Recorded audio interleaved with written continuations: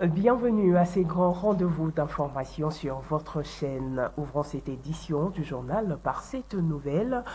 Une forte délégation de l'armée ougandaise, Uganda People Defense Force, conduite par le chef d'état-major des FARDC, le lieutenant général Christian Chiwewe, a été reçu ce lundi 3 avril 2023 par le vice-premier ministre, ministre de la Défense nationale et des anciens combattants Jean-Pierre Bemba Gombo. Le point avec Maxime Makabo et Yves Chouangué.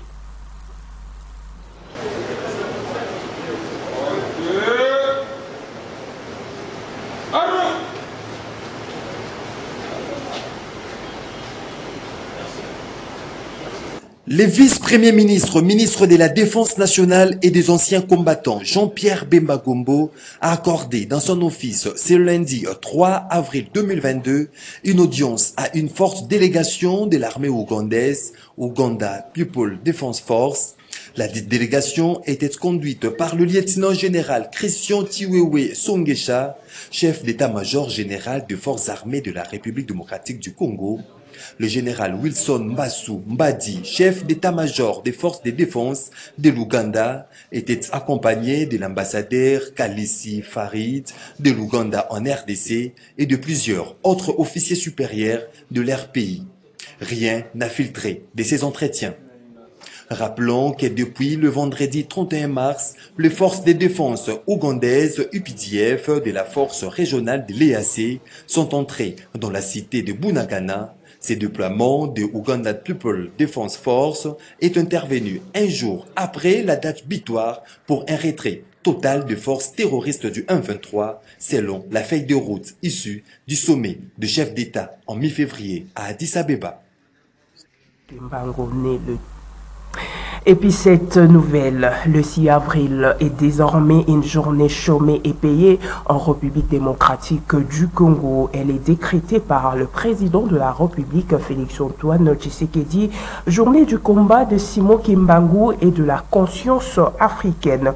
L'ordonnance présidentielle instituant cette journée a été rendue publique ce lundi 3 avril 2023 par le porte-parole du chef de l'État, Tina Salama.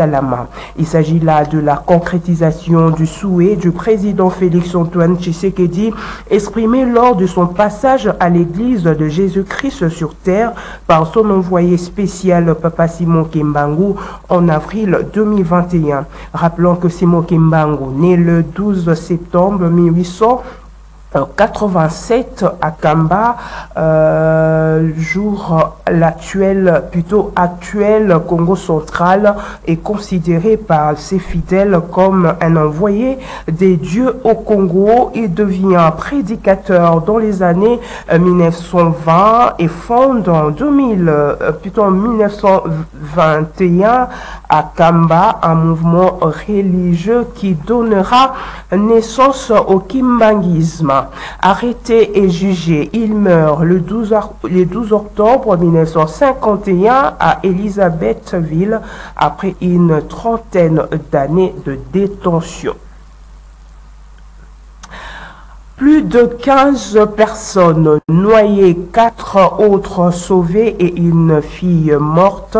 C'est les bilans d'une nouvelle noyade sur la rivière Ituri dans son tronçon compris entre Mambasa-Benivia, Biakato en territoire des Mambasa en Ituri ce lundi 3 avril 2023. John Voulé-Vouero, coordonnateur de la nouvelle société civile congolaise Antenne Mbambasa, qui confirme ici la nouvelle et laisse entendre que le lieu choisi pour la traversée de personnes et de leurs biens est inadapté.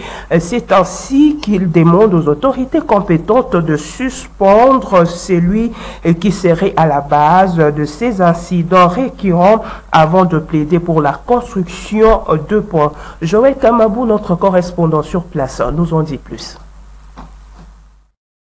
Il s'agit d'un autre désastre d'accident qui vient de causer la mort à plusieurs personnes pendant l'avant-midi de ce 3 avril 2023.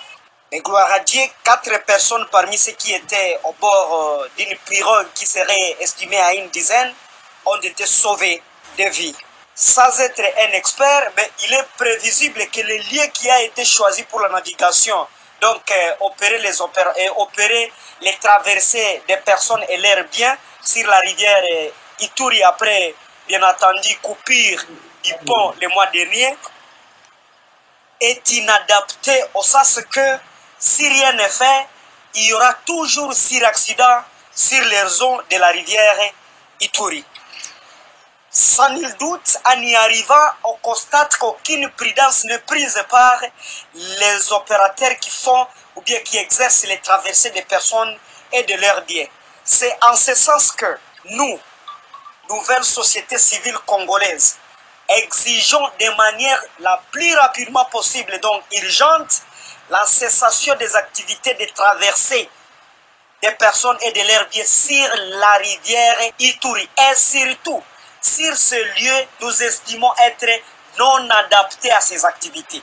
En deuxième lieu, nous exigeons également aux autorités, que donc au gouvernement congolais, de faire le plus rapidement possible la reconstruction du pont Ituri. Cela pourra lutter, cela pourra donc mettre fin aux accidents qui sont en train de se commettre sur les eaux de cette rivière. Nouvelle nomination au sein de la police nationale congolaise. Au total, 26 nouveaux commissaires provinciaux de la police ont été nommés par le chef de l'État, Félix-Antoine Tshisekedi, le week-end dernier. Et en réaction, le président national de l'ADD Congo, Prince Epenge, appelle le nouveau promu au respect de la Constitution et de loi du pays. Prince Epenge est au micro de Dorcas Vani. On a changé les responsables de l'appareil sécuritaire de la ville de Kinshasa. Nous osons croire qu'après les répressions que l'opposition ou la résistance a connues avec le général Kassongo, que le nouveau général qui vient d'être nommé est un homme qui va respecter la Constitution, un homme qui va respecter les lois du pays, en sachant qu'aucun pouvoir ne peut résister à la volonté du peuple et que les libertés de manifestation, les libertés d'opinion seront respectées. Mais nous pensons que la démocratie a ses principes et a ses lois. Nous attendons voir comment le nouveau général responsable de la ville de Kinshasa, au niveau de la police, va travailler et nous allons juger. On juge un bon maçon devant le mur qu'il a construit. Nous entendons voir, mais nous lui demandons tout simplement de respecter la Constitution, de respecter les lois du pays. Surtout, nous insistons sur la liberté de manifestation. Toujours dans le même chapitre, nomination et mise à la retraite de certains officiels supérieurs de la police. Jean Bosco Ngalenga Makongo est nommé commissaire provincial de la ville-province de Kinshasa en remplacement de Silvano Kassongo. Cette nomination n'a pas laissé indifférent les Kinois qui appellent à remettre de l'ordre au sein de ces corps. Suivez leurs propos recueillis par Junior Bolafa, Zaverienne Zameya et Orly et Kalokola. De toute façon, je ne connais pas bien le général entrant, je ne le connais pas bien, mais ce que je suggère à lui, c'est d'abord réglementer ce qui concerne la police, surtout ville de Kinshasa. Prenons le cas de PSR. PSR, donc, à Kinshasa, on sait qui peut arrêter une voiture, qui peut arrêter la moto. Donc il suffit tout simplement vous conseiller à 4 et en tenue, directement vous devenez PSR. Ce que je suggère à lui en premier lieu, c'est réglementer d'abord le tracasserie policière. Le tracasserie policière. Il suffit tout simplement qu'il constitue 4 ou 5 personnes, il y crée un poste, c'est fini automatiquement, il commence à arrêter. Je suis très content parce que ça fait un temps où la population réclamait le changement à la tête de la police nationale congolaise au niveau de la ville-province de Kinshasa, qu'on remplace bel évidemment M. Sylvano Kasson. Parce qu'en réalité, il n'a rien fait. Il y a presque des désordres presque partout, la circulation routière catastrophique. En dehors de ça, il n'y a pas de l'organisation au niveau de la police. Et si nous voulons aller plus loin, le phénomène dit Koulouna, ça persiste encore. Et nous nous posons des questions, on se posait des questions. Le commandant de la ville de Kinshasa, qu'est-ce qu'il faisait? Alors, moi je pense que je suis très content. Je suis très content et je souhaite bonne chance à celui qui a remplacé M. Sylvano Kasongo, qu'il soit vraiment à l'attente de la population. Parce que ce qui est très important, ce n'est pas seulement de chercher de l'argent. C'est ce qui nous dérange un peu plus, population. Bon, au moni mutuna mutu azana époque na enenge ayebaka na kosala musala, c'est le ordre à chef ou ya tiaki. Kasongo asalaki na tana ye. Lokola tana ye koki nde batie Benjamin elonga. Tozo komona lelo la police tracasserie ekomi na façon moko ya kosakana te. Toyebi te soki tokende wapi beto koma wapi. Nazoyeba na époque ere batiaki avant Kasongo ayeba na ko remplacer Général Kanyama. Général Kanyama azalaki na rigueur ya kosakana te.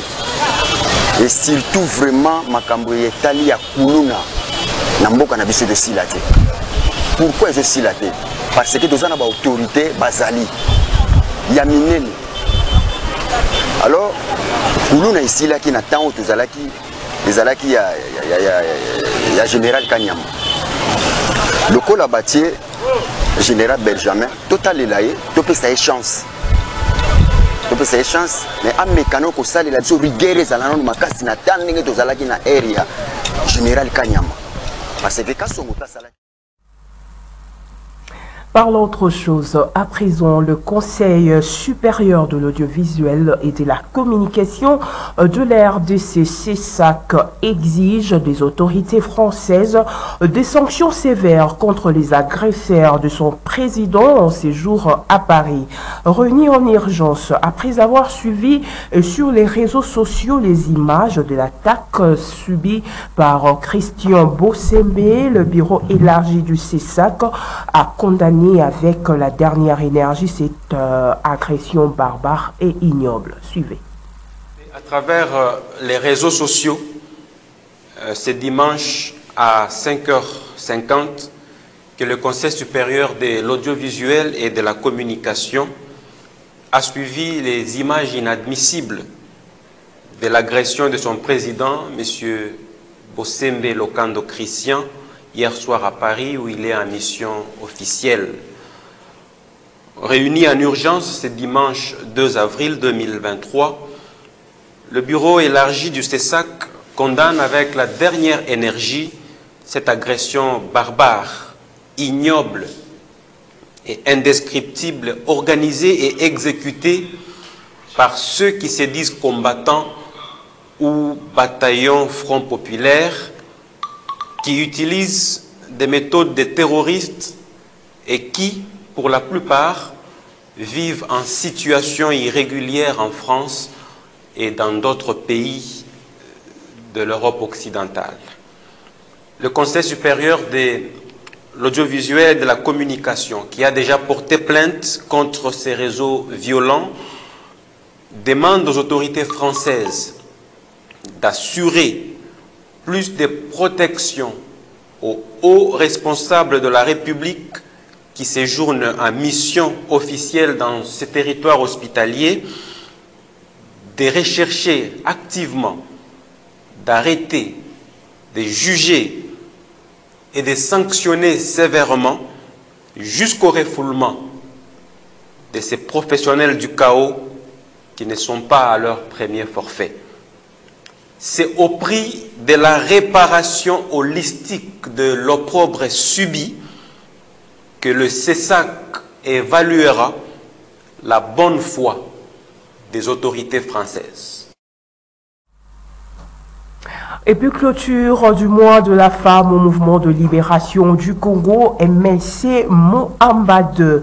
Les femmes de cette fédération du parti cher à Jean-Pierre Bemba Gombo se sont retrouvées à la Fikine à l'initiative du président fédéral Do Mombenga pour la clôture du mois de mars dédié à la femme. C'était le week-end dernier en présence de quelques cadres du parti, Fiston Galé et Georges Libengue. Elles étaient nombreuses, ces femmes du mouvement de libération du Congo venues de toutes les communes politiques de la fédération de Mohamba 2, ici à la Forêt internationale de Kinshasa. Il s'agissait de la clôture du mois dédié à la femme dans cette fédération pilotée de main de maître par le président fédéral Mohamba 2 Do Mombenga ce dimanche 10 avril. Plusieurs exposés sur place. D'abord, la députée nationale MLC, Annie Mombunza, est revenue sur le thème national de la Journée internationale des droits des femmes. Désiré Mbondiouambondi, secrétaire national chargé de mobilisation, a explicité le mobile de l'entrée du président national Jean-Pierre Bemba Gombo au gouvernement à la suite de sa nomination comme vice-premier ministre, ministre de la Défense. Le président interfédéral de la province de Kinshasa, Valentin Guérengo, est revenu quant à lui à l'événement du jour. Nous allons noter que en son temps, nous avons commencé par ouvrir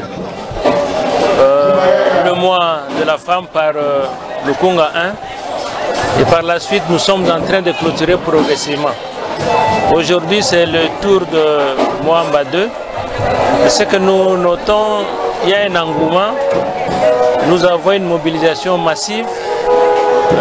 Les thèmes qui avaient été retenus pour que les femmes s'en approprient, nous avons la ferme conviction que la matière est entrée et que les femmes vont faire en sorte qu'elles soient effectivement autonomes.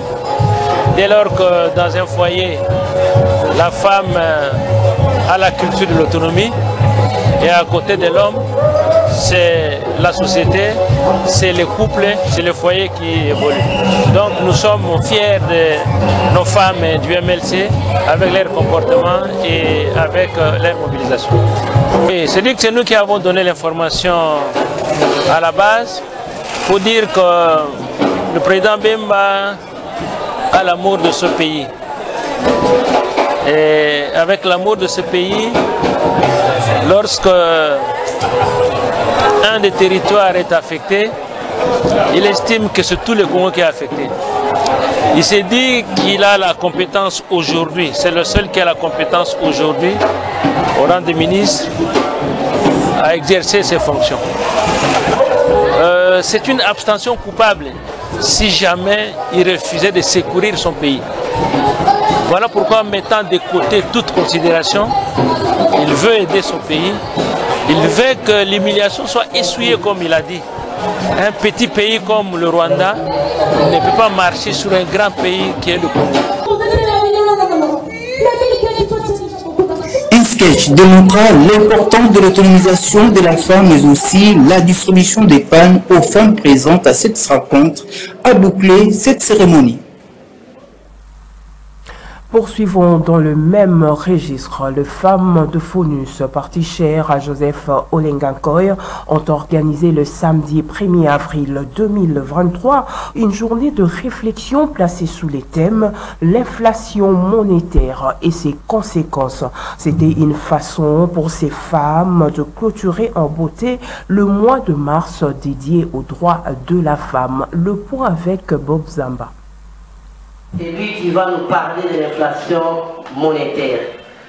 C'est dans le cadre de la clôture des activités liées au mois des droits de la femme que les femmes de Fonus, parti politique cher à Joseph Olengankoy, ont organisé cette conférence débat autour du thème l'inflation monétaire et ses conséquences. Dans son mot de bienvenue, Yvette Ntumba Kankenza, présidente de la Ligue des femmes de Fonus, de remercier toutes les femmes de son parti politique et d'ailleurs pour leur implication pour la réussite de cette activité. De son côté, le professeur Alain Malata Kassunga, spécialiste en économie monétaire, a révélé les conséquences qui engendrent l'inflation monétaire au cas où le gouvernement ne prend pas en compte ces concepts, y compris la Banque centrale, en vue de la stabilisation. L'inflation est un problème très sérieux.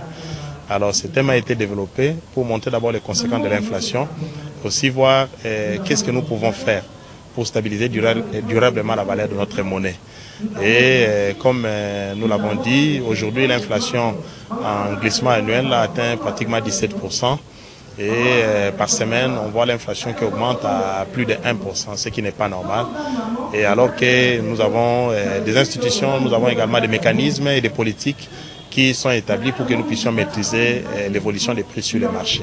C'était une occasion pour les membres de la Ligue des femmes de FONUS d'expliquer aux mamans le rôle de la femme face aux défis des nouvelles technologies de l'information et de la communication. Yvette Ntumba, présidente de la Ligue des femmes, revient sur le but de cette conférence. Je dis ce thème parce que les pays vont très mal. Les pays vont très mal. Aujourd'hui, en tout cas, le panier ménagère de la femme, en tout cas, il y a hausse de prix. Les taux de change, aujourd'hui, ça devient à 235. C'est vraiment inconcevable. Vraiment inconcevable. C'est comme s'il n'y a pas un gouvernement dans notre pays. Tandis que le gouvernement est là. Beaucoup de choses à faire à l'avenir. Mais ce que nous disons, nous demandons au gouvernement de s'organiser.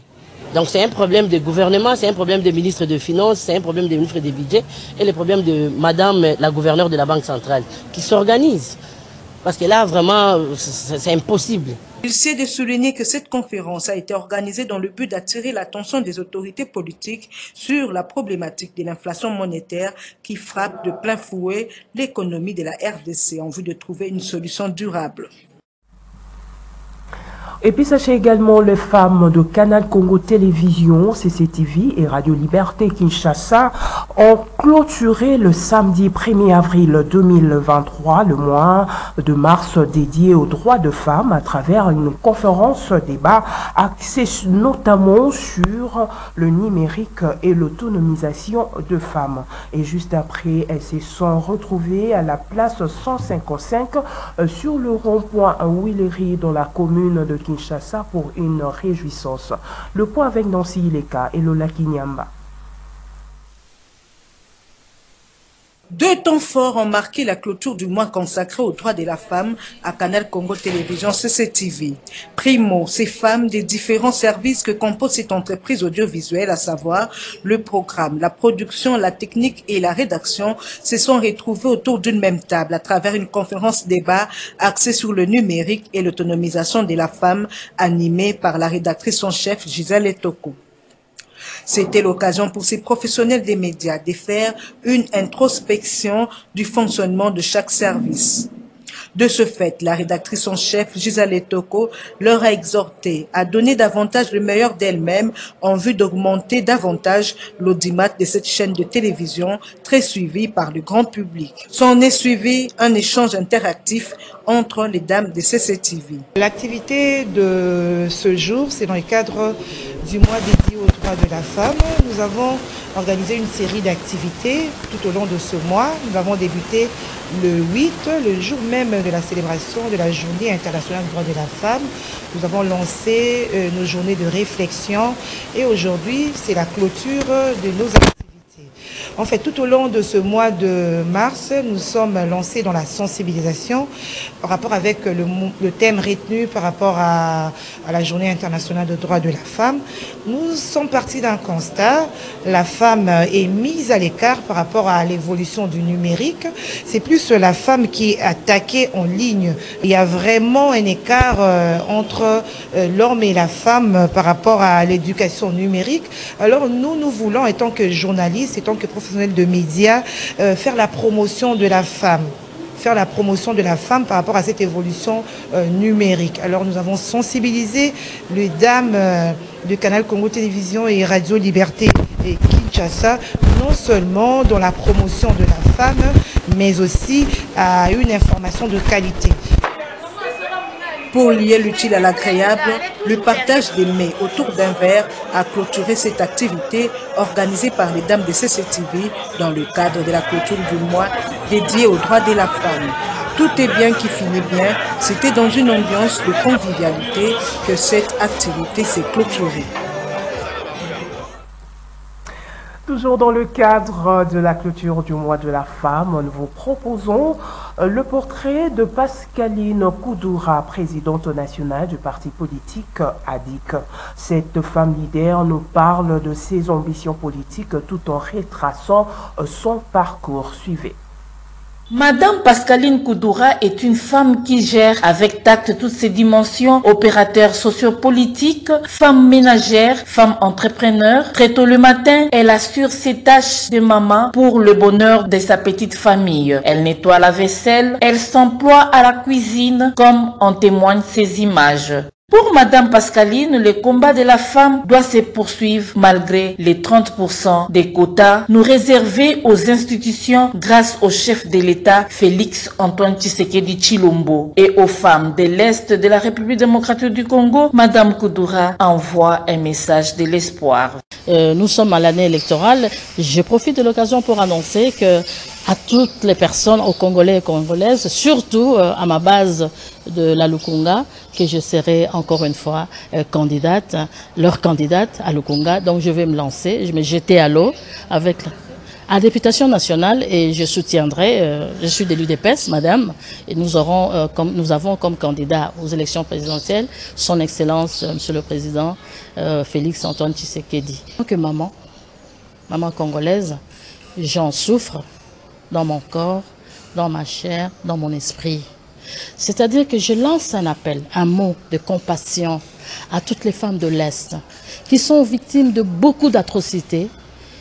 Je lance cet appel-là, je leur dis ce message-là de garder espoir. Parmi les femmes congolaises qui s'illustrent, Pascaline Koudoura s'y retrouve en pole position. Ce sont ces jeunes sportifs qui bénéficièrent de ces actions qui l'ont exprimé par cet acte de remise de ces prix d'excellence. Ce que je fais dans l'encadrement des jeunes, des femmes, des jeunes filles, des œuvrés dans le domaine du sport, c'est le résultat d'un travail que la Fondation a. C'est vraiment un travail sincère parce que nous sommes dans la philanthropie, nous sommes dans l'amour du prochain parce que vous avez parlé de catholique, je suis catholique pratiquante et donc l'amour du prochain c'est ça, le pouvoir vient de Dieu, il faut partager avec les gens. Les élections 2023 se pointant à l'horizon, Madame Koudoura Pascaline, membre de l'UDPS Tshisekedi et potentielle candidate, sensibilise les femmes dans les combats pour accroître leur pourcentage de la participation à la vie politique du pays. Parlons religion à présent, dimanche de Ramon. Maître Clément Mounzakayembe a pris part à la messe de Passion à la paroisse Cœur Immaculé de Massina. À cette occasion, l'homme de la Tchangou a appelé les politiques à suivre l'exemple de Jésus-Christ. Le point avec Nadine Chotigombo et Niwa Pezo.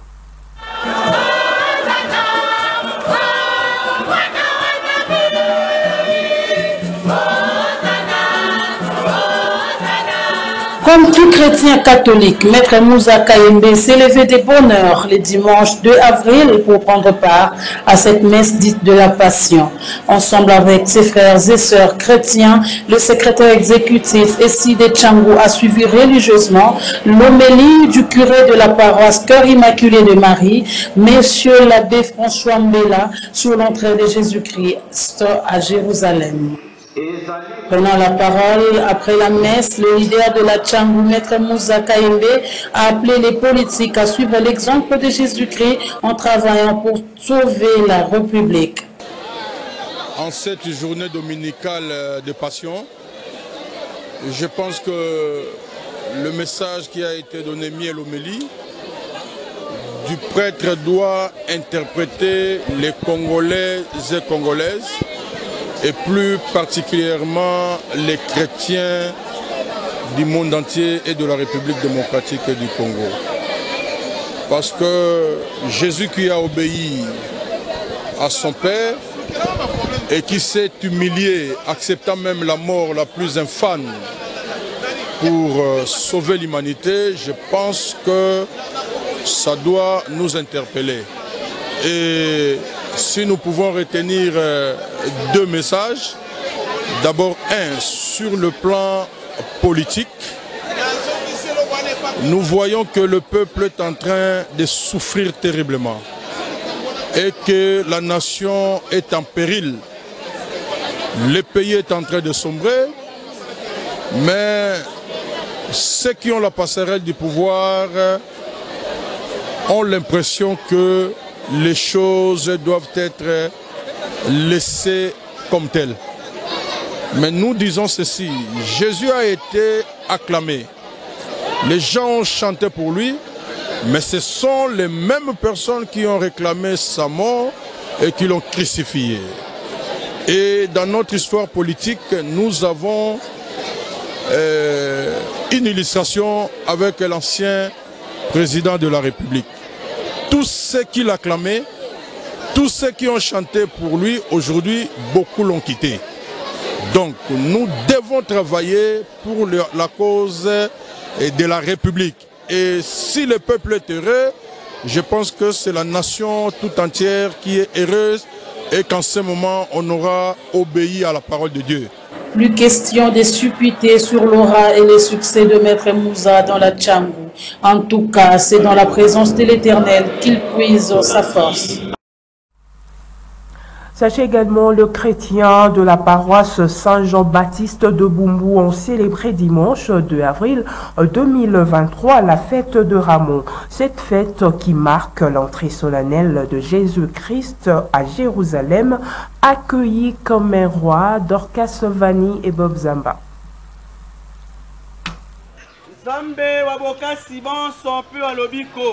C'est ici, au croisement des avenues Révolution et Assosa, qu'a débuté cette messe de la fête de Ramon.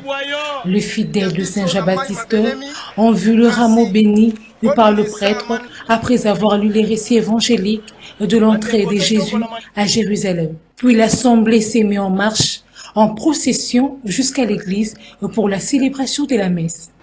En effet, ces dimanches des rameaux marquent l'entrée dans la semaine sainte. Celle-ci a une double face, glorieuse et douloureuse, car elle commémore 2 événements contradictoires. L'entrée solennelle de Jésus à Jérusalem, accueilli comme un roi, et sa souffrance et sa mort sur la croix pour nous délivrer, a dit l'abbé Rigobert Mouyouka de la paroisse Saint-Jean-Baptiste de Bumbu. Merci beaucoup pour la question. Le dimanche des Rameaux nous rappelle l'entrée triomphale de Jésus à Jérusalem. Jésus est accueilli comme Messie, comme roi, qui vient pour le délivrer. Et c'est pourquoi on l'a appelé Hosanna, Hosanna, fils de David, qui est venu nous sauver, qui est venu nous donner la joie, et ainsi de suite. Et c'est un dimanche où tous les chrétiens du monde entier, les chrétiens catholiques en particulier, qui commence déjà à penser la fin de la vie terrestre de Jésus ici sur terre. Tout a commencé par ce dimanche où Jésus, on a commencé à compléter contre Jésus pour qu'il soit arrêté. Et c'est un dimanche qui nous rappelle la joie que le peuple juif a montré quand Jésus est entré à Jérusalem. Mais c'est le même peuple qui a encore changé d'avis pour condamner Jésus. C'est un dimanche qui nous rappelle la relation que nous avons avec les autres. On ne sait pas scruter les cœurs de l'homme, ce que l'homme pense, on ne sait pas, mais le Seigneur nous demande toujours de continuer à faire le bien. Un dimanche pas comme les autres, on dit le chrétien de cette paroisse.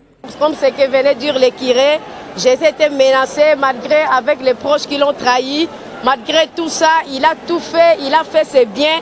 C'est comme nous devons aussi faire les biens malgré les gens peuvent peut-être nous critiquer, nous devons toujours faire du bien. Aujourd'hui, je peux dire que nous sommes vraiment contents parce que vraiment c'est une journée qui sort de l'ordinaire. C'est vraiment le dimanche des Rameaux. Et donc c'est un dimanche, donc c'est renouvelable une fois l'an. C'est pourquoi nous sommes vraiment ravis. Il faut noter que cette célébration de la fête de Rameaux nous ramène à la fête de Pâques, et qui est la résurrection du Christ et crucifié, un passage de la mort à la vie. Parlons sport avant de nous séparer à 3 mois du coup d'envoi de 9e jeu de la francophonie à Kinshasa. La Fédération congolaise de lutte et associés s'y range déjà en ordre de bataille. Le ministre des Sports et Loisirs, François Kabulo Mwanawa Kabulo, a donné les go du séminaire de renforcement de capacité des officiels techniques et arbitres de la FECOLUFTA au stade de Martyrs de la Porte-Côte. Le point avec Jean-Claude Mwamba. Leader Oye. La lutte Oye. Après avoir pris officiellement le bâton de commandement du ministère des Sports et Loisirs, François Kabulo Mwana Kabulo n'a pas attendu longtemps pour se mettre au travail. J'ouvre officiellement, pour le cadre ouvert, le séminaire de formation pour le cadre technique de la Fédération congolaise de lutte et je vous remercie. Le nouveau patron des sports congolais veut travailler pour l'intérêt de toutes les disciplines. Voilà pourquoi il a eu l'immense plaisir de lancer son mandat par les activités de la lutte et associée au stade de Martyrs de la Pentecôte. C'est ma première activité officielle. La bandière, on a lutte. Donc, les assis, les prophéties. Monsieur Malambaka, la RDC est vraiment honorée par votre présence ici.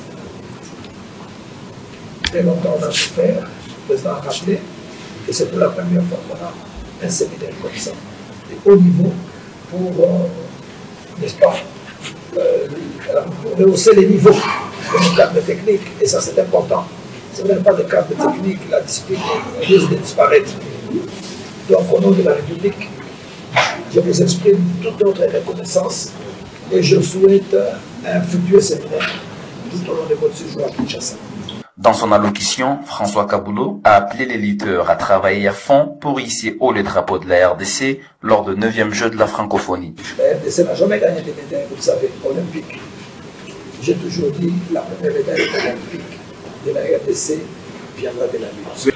Pour vous rassurer que le sport congolais, ce n'est pas le foot, c'est tous les sports. Nous allons travailler en fonction de ça pour permettre à l'athlète de retrouver la confiance, n'est-ce pas? Sans athlète, il n'y a pas de sport. Depuis toujours, la Confédération africaine a voulu faire de la RDC le point focal de la lutte continentale et cette formation des officiels techniques et des arbitres vient un point nommé, a expliqué l'expert de la lutte africaine, Malam Barka. À l'issue de ces séminaires, les officiels congolais seront à même de former d'autres cadres en Afrique centrale, un pari gagné pour le comité de la FECOLITA que dirige Eric Kinzambi. À 3 mois du coup d'envoi de 9e jeu de la francophonie, la Fédération congolaise de lutte et associés se range déjà en ordre de bataille pour permettre à ses athlètes de gagner beaucoup de médailles que possible. Ce journal est terminé, coordonné par Nancy Ileka. La prise de vue a été assurée par Olivier Longwango. La régie finale par Dieu merci Kifou. Merci également à Zaver.